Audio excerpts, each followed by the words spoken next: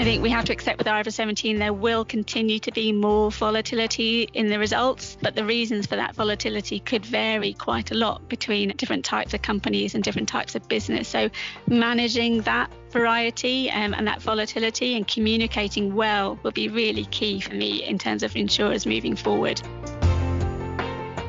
You're listening to Rethinking Insurance, a podcast series from WTW where we discuss the issues facing P&C, life, and composite insurers around the globe, as well as exploring the latest tools, techniques, and innovations that will help you rethink insurance. Welcome to our Rethinking Insurance podcast. I'm your host, Kamran Foroughi, and I'm delighted to be joined today by my guests, Teresa Murphy and Urvi Nagda. Welcome both, and thank you for joining me. Hi, Cameron. Lovely to see you again. Thank you for having me, Cameron. You're very welcome. Great to see you both. This is the first of a two-part podcast series focusing on IFRS 17.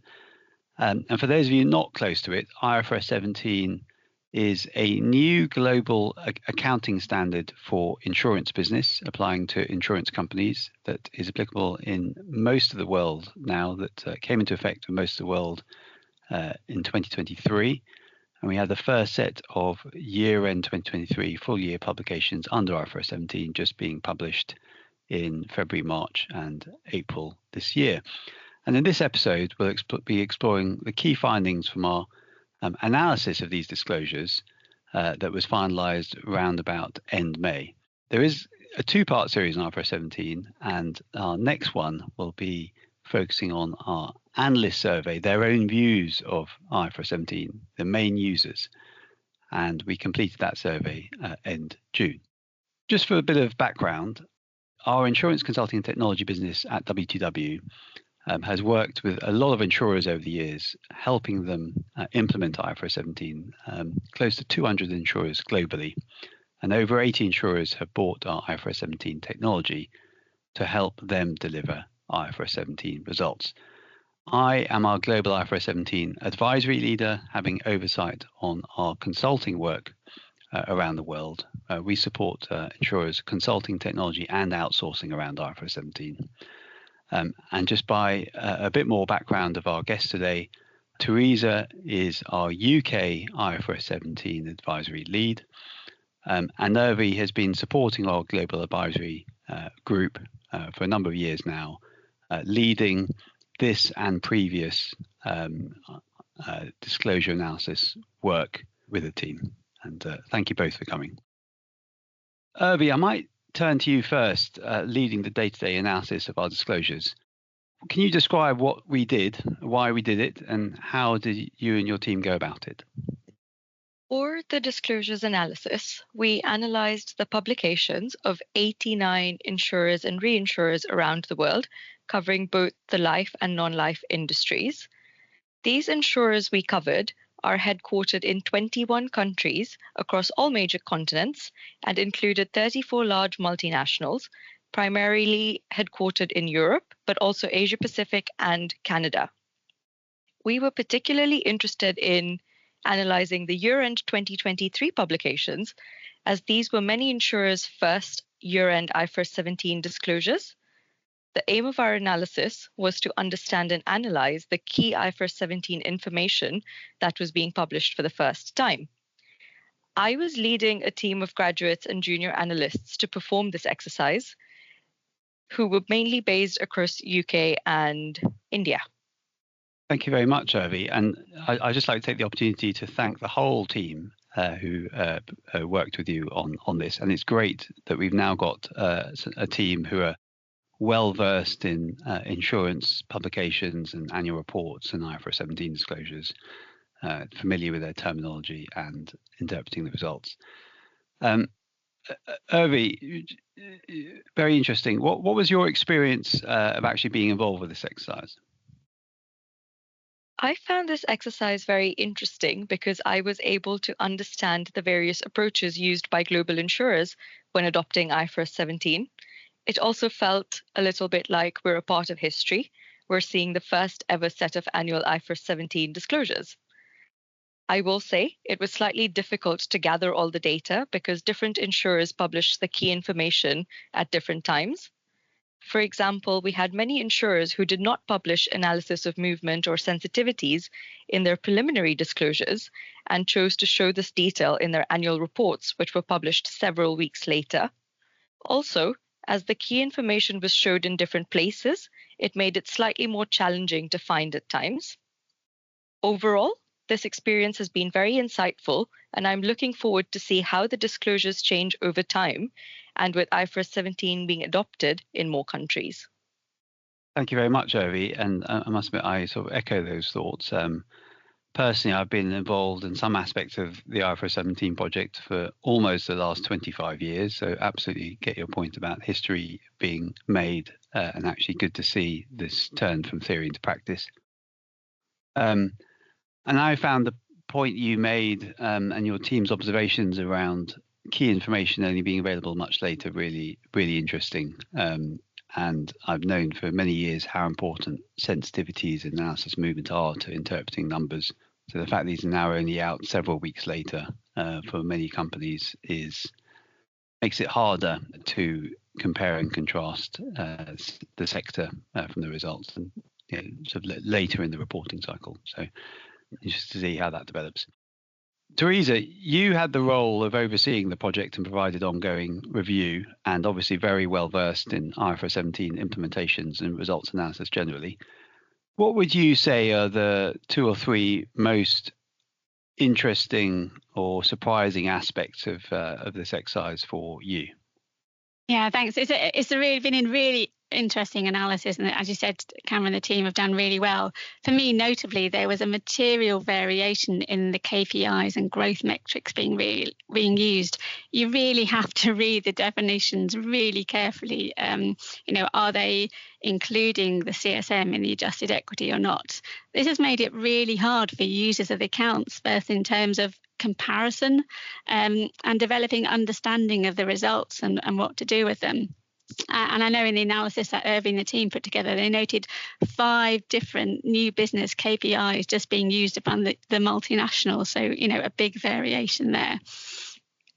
I think one of the interesting things as well is, and I know IFRS 17 has been really painful for people and there's been a lot of work and there is a lot of disclosure. I think the feeling is there's probably still more disclosure that might be needed. And so there's not quite enough yet. And I think it's in different places. More on the sensitivities would be quite useful because I think there's some unusual results there. More with reconciliations to other key metrics, be it, capital or embedded value. They are there for some, not for others. And for those who are doing them, that there's quite different variations in how they're showing them. And interesting enough, sort of areas where you've got sort of runoff of the new business CSM and runoff of the risk adjustment are not really mentioned at all in the disclosures. So I think there is still a need to go a bit further and more granular information that could be provided to be helpful. I think, again, another sort of really interesting point is since the transition date, the IFRS 17 equity and profits have looked better, typically driven by better market performance than, when we looked at them in 2023 rather than 2022. But it's quite varied when you look at different companies and different regions. I think we have to accept with IFRS 17 there will continue to be more volatility in the results, but the reasons for that volatility could vary quite a lot between different types of companies and different types of business. So managing that variety and that volatility and communicating well will be really key for me in terms of insurers moving forward, and particularly for some where they're not really viewing that as their key business metric. Yeah, thank you, Teresa. Very, very interesting. And that reminds me that part of our activity in our sort of global advisory group of the last few years is to conduct some very deep dive surveys of insurers on their implementation programs. And in fact, we were getting numbers of close to 300 insurers globally taking part. So extraordinary sort of insight into how programs went. And I remember that the last one we did, which I think we finalized September last year, 2023, we had an estimate that cumulative costs of implementation across the sector was, over $20 billion So roughly, I think about $20 billion has been spent so far globally on implementing IFRS 17, quite an extraordinary number. So in that context and what you just said, it's some quite interesting observations that there's still more work to be done in the areas of clarity and disclosure and explaining the results. So still more work to be done. Quite interesting as well. You touched on right at the end the sort of limited business impact, and certainly seen quite a few insurers making very clear that IFRS 17 to date has had very limited impact on key business decisions or dividend paying capacity or things like that. There have clearly been positives. I mean, the fact that the life industry is now disclosing runoff of contractual service margins, and the non-life insurers using the relevant measurement models. And I know the analysts have got some sort of mixed views on life versus non-life, which we'll come to in this next podcast. But what do you think that means in terms of insurance next steps, Teresa? What do you think insurers should be doing going forwards? So I think you've some really great points there, and I think there is a lot of useful information in those reporting accounts. And so, perhaps one other one is to actually listen to the feedback from the analysts. I know we will have more on this, but more insightful and consistent communication and more reconciliations and sensitivity, so the user of the accounts understand it and know what to do with it. And I think from a business perspective, using IFRS 17 for more than just a compliance exercise, I think people can, once they get rid of the operational side, think about really the meaningful analysis and forecasting they can do for their business, how they link all their metrics together. And that really supports the internal understanding. And once you get that, you get better market communications as well. Yeah, that's a really good point, Teresa, actually, because we all know that insurers use a range of metrics, some IFRS related equity profit type metrics, but also many non-IFRS related. Helping the user explain those links and reconciliations, I think, would be really valuable. Thank you. Maybe if we have one parting thought from each of you today, given all the work we've done with insurers, given our implementation survey, given Urvi, the detailed disclosure analysis that you and your team performed over recent months. If there's like one suggestion for insurers going forwards with regard to IFRS 17 implementation and application, what would that be? Maybe if we start with you, Urvi, and then move to Teresa. I would say, coming from the perspective of reading the publications, we saw some insurers who are publishing their disclosures in a quote unquote user-friendly format, where they had sections dedicated to covering the key IFRS 17 information. It would be good to see more insurers choosing to adopt a similar format and sort of learning from industry best practice. Yeah, I agree with that, Urvi. I've certainly seen the odd sort of large multinational CFO forum group that's had very clear standalone financial sort of supplements where they have all the key information in one place. So that's a good observation. Teresa, what do you think insurers should be doing?